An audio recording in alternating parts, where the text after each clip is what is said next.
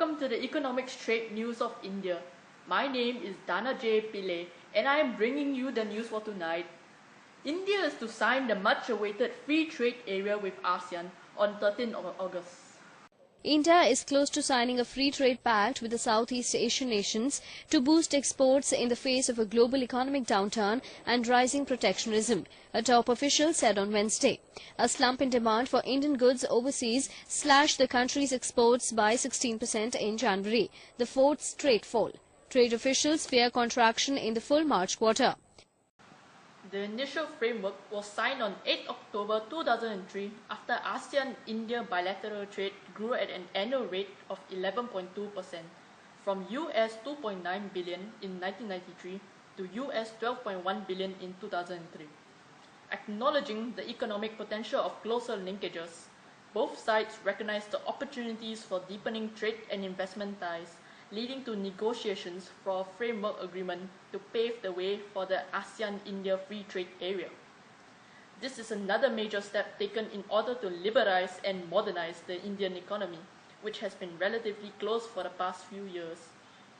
The Free Trade Area will come into effect on 1st January 2010, and with the elimination of tariffs, import quotas, and preferences on most goods and services traded between them, trade between ASEAN and India is expected to rise to $60 billion.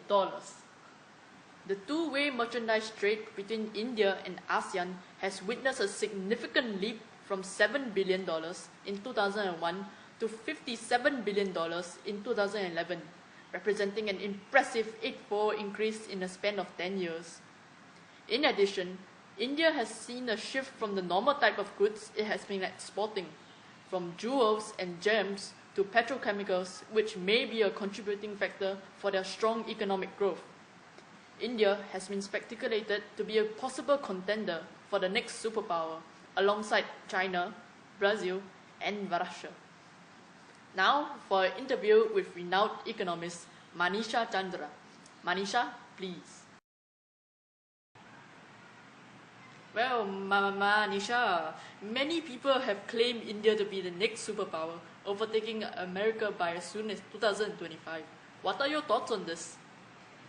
Well, globalization has brought India new investments, technologies, products, and greater economic opportunities, making India a rising global economic power. India has been a low-cost and low-value service provision destination, but increasingly engaging in higher value-added and technology-driven manufacturing and services.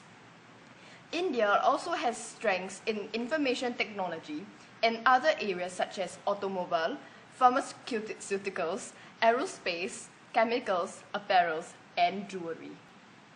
Are there any factors that you think may have contributed to this? India is also a dominant force in outsourced technology services. It runs a massive outsourcing industry and handling back-office processes. Growth has been driven primarily by large Western companies cutting costs by shifting whole activities offshore. India is also fast emerging as a global R&D hub for high-tech and global TNCs such as Microsoft, Intel, Siemens, and Motorola, as well as Indian firms.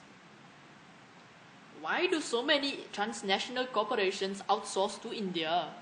Well, firstly, there are three main reasons for the rapid growth of service offshoring to India. The first is low wages. The average annual wage of an employee in a call center in the UK is 23,000 US dollars, while the average annual wage of a similar employee in India is 2,210 US dollars. Between 2000 and 2003, about 50,000 British call center jobs were relocated to India. The second factor is because India has a large pool of well-educated, English-speaking, and skilled technical workers. The country hosts 30% of the world's software engineers. Bangalore is the IT hotspot of the world and now employs 150,000 IT workers versus 120,000 in Silicon Valley. Another reason why India is stated to be the superpower of the world is because it has the time zone advantage.